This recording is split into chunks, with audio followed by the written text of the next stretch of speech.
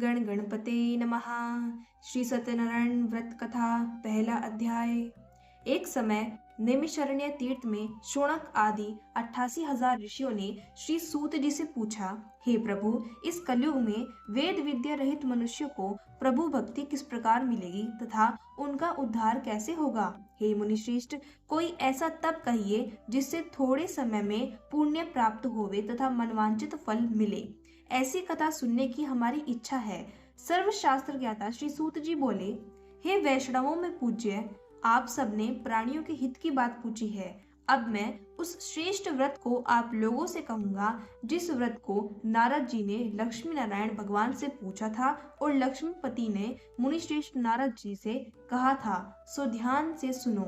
एक समय योगीराज नारद जी दूसरों के हित की इच्छा से अनेक लोकों में घूमते हुए मृत्यु लोक में आ पहुँचे। यहाँ अनेक योनियों में जन्मे हुए प्रायः सभी मनुष्य को अपने कर्मों के अनुसार अनेकों दुखों से पीड़ित देखकर सोचा, किस यत्न के करने से निश्चय ही प्राणियों के दुखों का नाश हो सकेगा। ऐसा मन में सोचकर विष्णु लोक को गए। वहां श्वेत वर्ण और 4 भुजाओं वाले देवों के ईर्ष नारायण को देखकर, जिनके हाथ में शंख, चक्र, गदा और पद्म थे तथा वरमाला पहने हुए थे, स्तुति करने लगे। हे भगवान, आप अत्यंत शक्ति से संपन्न हैं। मन तथा वाणी भी आपको नहीं पा सकती। आपका आदि मध्य अंत भी नहीं है। आप निर्गुण स्वरूप सृष्टि के आदि भूत व भक्तों के दुखों को नष्ट करने वाले हो। आपको मेरा नमस्कार है। नारद जी से इस प्रकार की स्तुति सुनकर विष्णु भगवान बोले, हे मुनिश्रेष्ठ, आपके मन में क्या है? आपका किस काम के लिए आगमन हुआ है? निसंकोच कहिए। तब नारद मुनि बोले, मृत्यु लोक में सब मनुष्य जो अनेक योनियों में पैदा हुए हैं, अपने अपने कर्मों के द्वारा अनेक प्रकार के दुखों से दुखी हो रहे हैं। हे नाथ, यदि आप मुझ पर दया रखते हो तो बतलाइए कि उन मनुष्यों के सब दुख थोड़े से ही प्रयत्न से कैसे दूर हो सकते हैं। श्री विष्णु भगवान जी बोले, हे नारद, मनुष्यों की भलाई के लिए तुमने बहुत ही अच्छी बात पूछी है। जिस काम के करने से मनुष्य मोह से छूट जाता है, वह मैं कहता हूँ, सुनो। बहुत पुण्य देने वाला, स्वर्ग तथा मृत्युलोक दोनों में दुर्लभ एक उत्तम व्रत है। आज मैं प्रेमवश होकर तुमसे कहता हूँ, श्री सत्यनारायण भगवान का यह व्रत अच्छी तरह विधि पूर्वक करके मनुष्य धरती पर आयु पर्यंत सुख भोग कर मरने पर मोक्ष को प्राप्त होता है। श्री भगवान के वचन सुनकर नारद मुनि बोले, हे भगवान, उस व्रत का फल क्या है, क्या विधान है और किसने यह व्रत किया है और किस दिन यह व्रत करना चाहिए, विस्तार से कहिए। विष्णु भगवान बोले, हे नारद, दुख शोक आदि को दूर करने वाला, धन धान्य को बढ़ाने वाला, सौभाग्य तथा संतान दुख को देने वाला यह व्रत सब स्थानों पर विजयी करने वाला है। भक्ति और श्रद्धा के साथ किसी भी दिन मनुष्य श्री सत्यनारायण की प्रातः काल के समय ब्राह्मणों और बंधुओं के साथ धर्म प्रायण होकर पूजा करें। भक्ति भाव से नैवेद्य केले का फल, शहद, घी, दूध और गेहूं का आटा समाया ले ले। गेहूं के अभाव में साठी का चूर्ण भी ले सकते हैं और सब पदार्थों को भगवान के अर्पण कर देवे तथा बंधुओं सहित ब्राह्मणों को भोजन करवावे। तत्पश्चात स्वयं भोजन करें। रात्रि में नृत्य, गीत आदि का आयोजन कर सत्यनारायण भगवान का स्मरण करते हुए समय व्यतीत करें। इस तरह व्रत करने पर मनुष्य की इच्छा निश्चय ही पूरी होती है। विशेष रूप से कलिकाल में भूमि पर यही मोक्ष का सरल उपाय है। श्री सत्यनारायण कथा दूसरा अध्याय। सूत जी बोले, हे ऋषियों, जिसने पहले समय में इस व्रत को किया है उसका इतिहास कहता हूँ, ध्यान से सुनो। सुंदर काशीपुरी नगरी में एक अत्यंत निर्धन ब्राह्मण रहता था। वह भूख और प्यास से बेचैन हुआ नित्य पृथ्वी पर घूमता था। ब्राह्मणों से प्यार करने वाले भगवान ने ब्राह्मण को दुखी देखकर बूढ़े ब्राह्मण का रूप धरकर उसके पास जा आदर के साथ पूछा, हे विप्र, तुम नित्य दुखी हुए पृथ्वी पर क्यों घूमते हो? हे ब्राह्मण, यह सब मुझसे कहो, मैं सुनना चाहता हूँ। ब्राह्मण बोला, मैं निर्धन ब्राह्मण हूँ, भिक्षा के लिए पृथ्वी पर फिरता हूँ। हे भगवान, यदि आप इससे छुटकारा पाने का कोई उपाय जानते हो तो कृपा कर मुझे बताइए। वृद्ध ब्राह्मण बोला, हे विप्र, सत्यनारायण भगवान मनवांचित फल देने वाले हैं, इसलिए तुम उनका पूजन करो, जिसके करने से मनुष्य सब दुखों से मुक्त हो जाता है। ब्राह्मण को व्रत का सारा विधान बतलाकर बूढ़े ब्राह्मण का रूप धारण करने वाले श्री सत्यनारायण भगवान अंतर्ध्यान हो गए। जिस व्रत को वृद्ध ब्राह्मण ने बतलाया है मैं उसको करूंगा। यह निश्चय करने पर उसे रात में नींद भी नहीं आई। वह सवेरे उठ सत्यनारायण भगवान के व्रत के लिए निश्चय कर भिक्षा के लिए चला। उस दिन उसको भिक्षा में बहुत धन मिला, जिससे बंधु बांधवों के साथ उसने सत्यनारायण भगवान का व्रत किया। इसके करने से वह ब्राह्मण सब दुखों से छुटकर अनेक प्रकार की संपत्तियों से युक्त हुआ।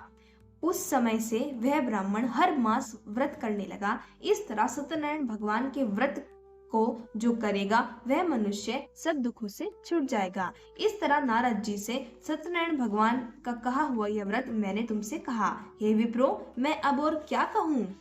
ऋषि बोले, हे मुनीश्वर, संसार में इस ब्राह्मण से सुनकर किस किस ने इस व्रत को किया, अब हम वह सब सुनना चाहते हैं। इसके लिए हमारे मन में जिज्ञासा है।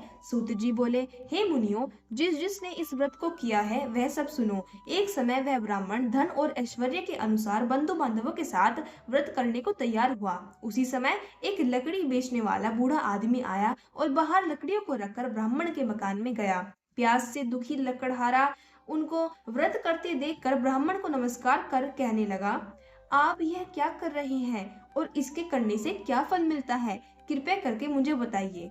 ब्राह्मण ने कहा, सब मनोकामनाओं को पूरा करने वाला यह श्री सत्यनारायण भगवान का व्रत है। इसकी ही कृपा से मेरे यहाँ धन धान्य आदि की वृद्धि हुई है। ब्राह्मण से इस व्रत के बारे में जानकर लकड़हारा बहुत प्रसन्न हुआ।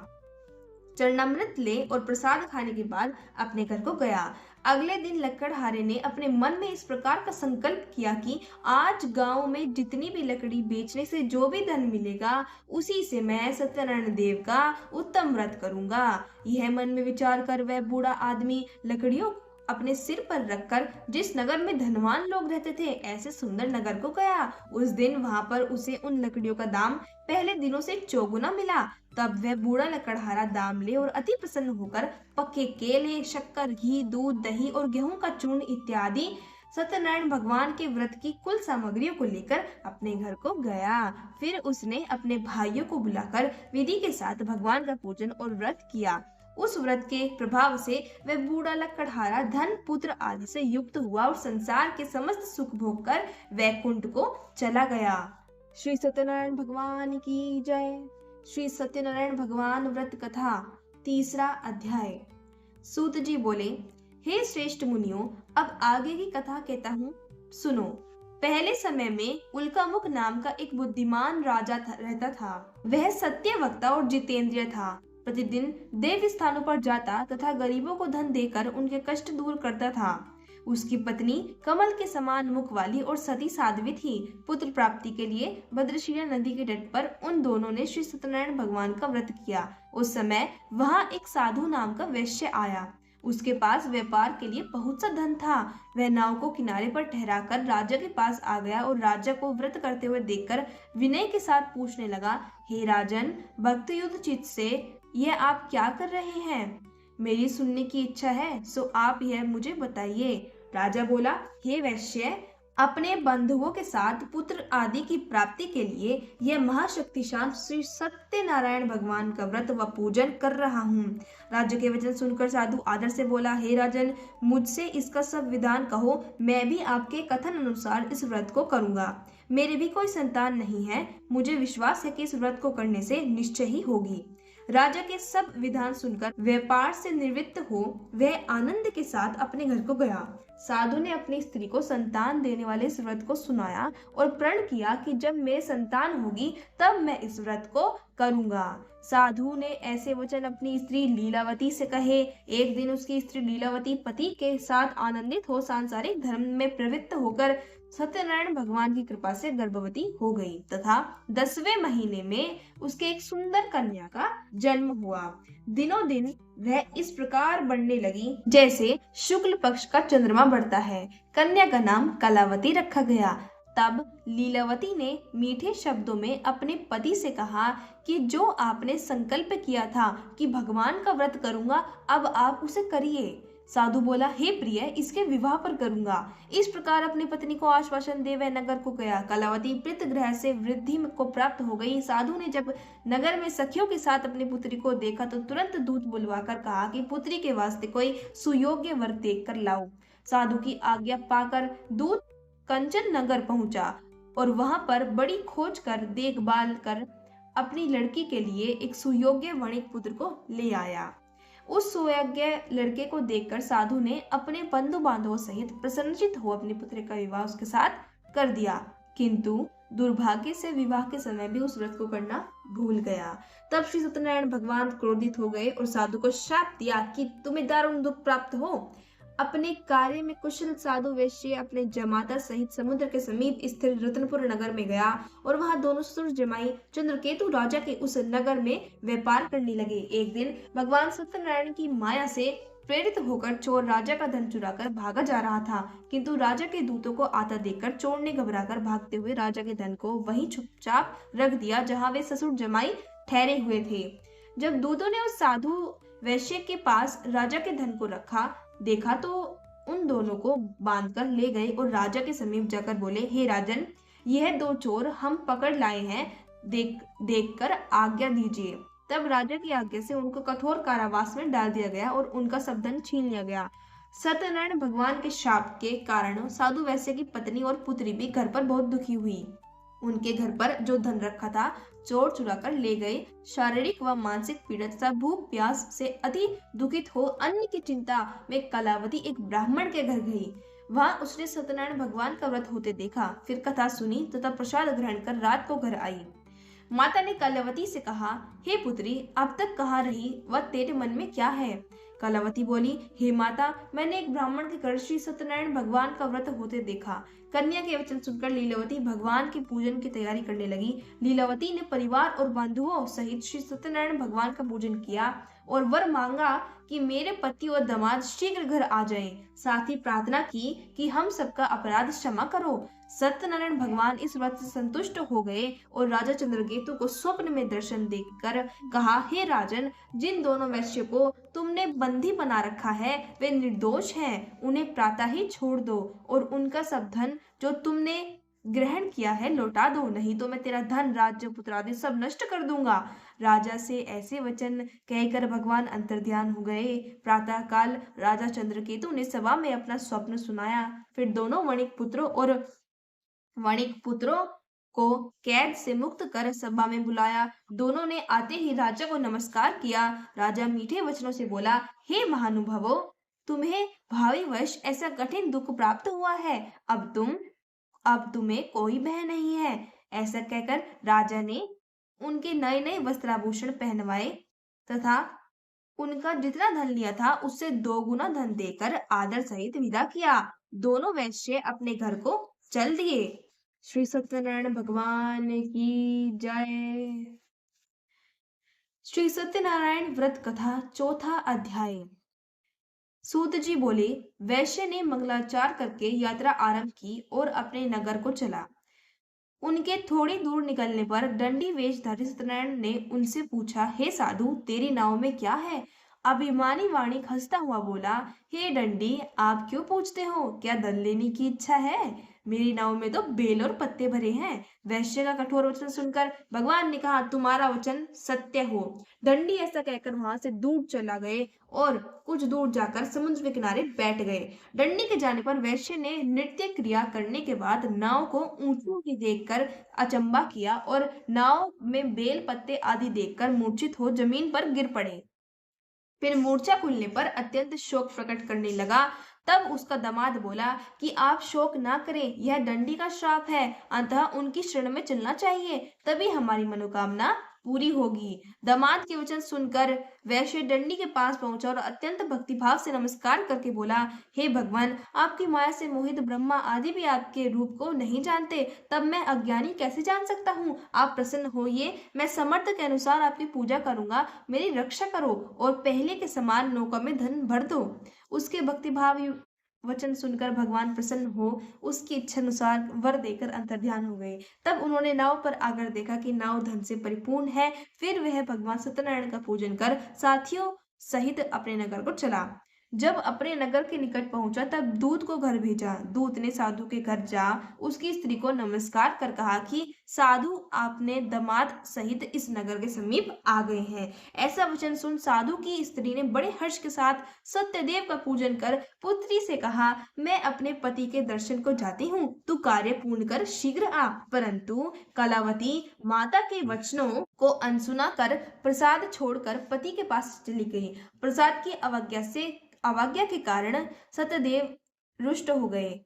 उसके पति को नाव सहित पानी में डुबा दिया। कलावती अपने पति को ना देखकर रोती हुई जमीन पर गिर गई। इस तरह नौका को डूबा हुआ देखकर कन्या को रोता हुआ देख साधु दुखित हो बोला, हे प्रभु, मुझसे या मेरे परिवार से जो भूल हुई हो उसे क्षमा करो। उसके दीन वचन सुनकर सत्यदेव प्रसन्न हो गए और आकाशवाणी हुई, हे साधु, तेरी कन्या मेरे प्रसाद को छोड़कर आई है, इसलिए इसका पति अदृश्य हुआ है। यदि वह घर जाकर प्रसाद खाकर लौटे तो इसका पति अवश्य मिलेगा। ऐसी आकाशवाणी सुनकर कलावती ने घर पहुंचकर प्रसाद खाया, फिर आकर पति के दर्शन किए। तत्पश्चात साधु ने बंधु बांधव सहित सत्यदेव भगवान का विधि पूर्वक पूजन किया और उस दिन से वह प्रत्येक पूर्णिमा को सत्यनारायण भगवान का पूजन करने लगा। फिर इस लोक का सुख भोगकर अंत में स्वर्गलोक को गया।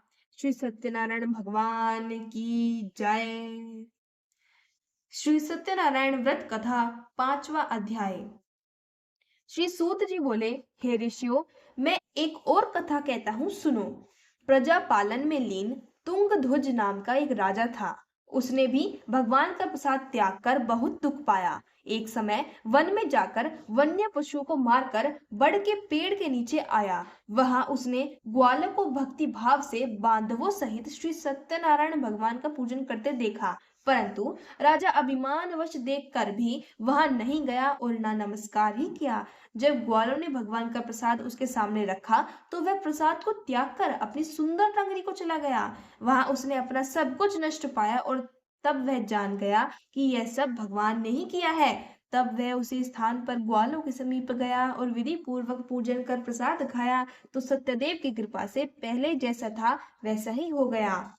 फिर दीर्घ काल तक सुख भोग कर मरने पर स्वर्गलोक को गया। जो मनुष्य इस परम दुर्लभ व्रत को करेगा, भगवान की कृपा से उसे धन धान्य की प्राप्ति होगी। निर्धन धनी और बंदी बंधन से मुक्त होकर निर्भय हो जाता है। संतानहीनों को संतान प्राप्त होती है तथा सब मनोरथ पूर्ण होकर अंत में वैकुंठ धाम को जाता है।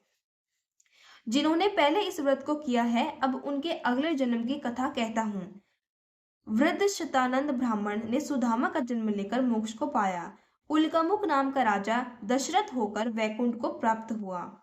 साधु नाम के वैश्य ने मोरध्वज बनकर अपने पुत्र को आहार से चीरकर मोक्ष को प्राप्त किया। महाराज तुंगध्वज स्वयंभू मनु हुए। उन्होंने बहुत से लोगों को भगवान की भक्ति में लीन कर स्वयं मोक्ष प्राप्त किया। लकड़हारा भील अगले जन्म में गुहु नामक निषाद राजा हुआ, जिसने भगवान राम के चरणों की सेवा कर मोक्ष प्राप्त किया। श्री सत्यनारायण जी की आरती। जय लक्ष्मी रमणा, श्री जय लक्ष्मी रमणा, सत्यनारायण स्वामी जनपातक हरणा। ओम जय लक्ष्मी रमणा, रतन जड़ित सिंहासन, अद्भुत छवि राजे स्वामी, अद्भुत छवि राजे। नारद करत निरंतर घंटा ध्वनि बाजे। ओम जय लक्ष्मी रमणा, प्रकट भये कलिकाल, तुझको दर्श दियो स्वामी, तुझको दर्श दियो। बूढ़ो ब्राह्मण बन कर कंचन महन कियो।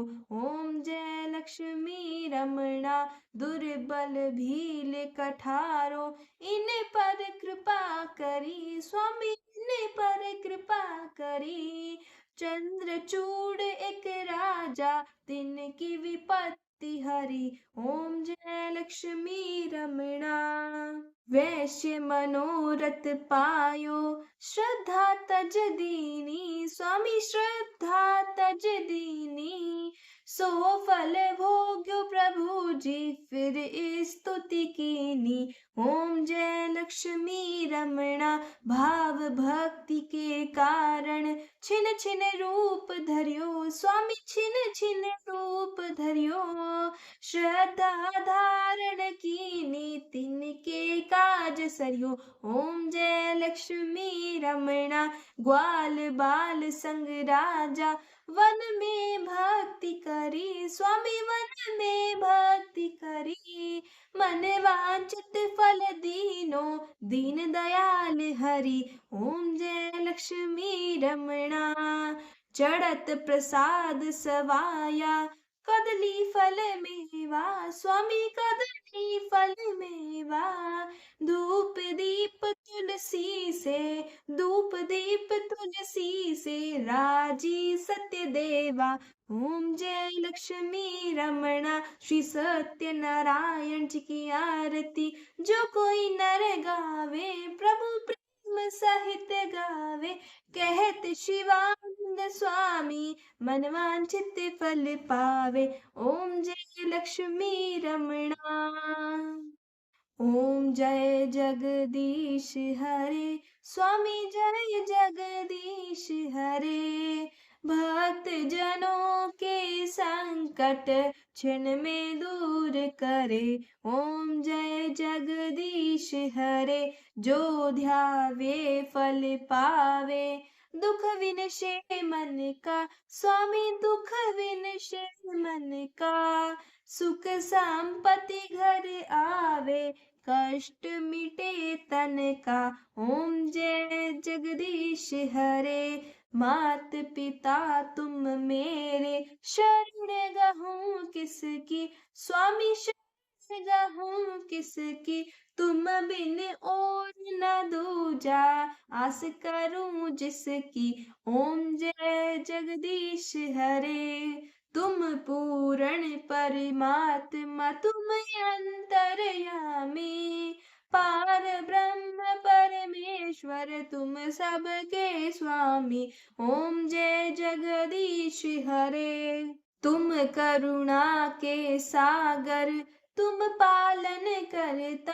प्रभु तुम पालन करता। मैं मूर्ख खल कामी, कृपा करो भरता। ओम जय जगदीश हरे। तुम हो एक अगोचर, सबके प्राणपति। प्रभु सबके प्राणपति। किस विधि मिलूं दया मैं, तुमको मैं कुमति। ओम जय जगदीश हरे। दीन बंधु दुख हरता, तुम ठाकुर मेरे। स्वामी तुम रक्षक मेरे।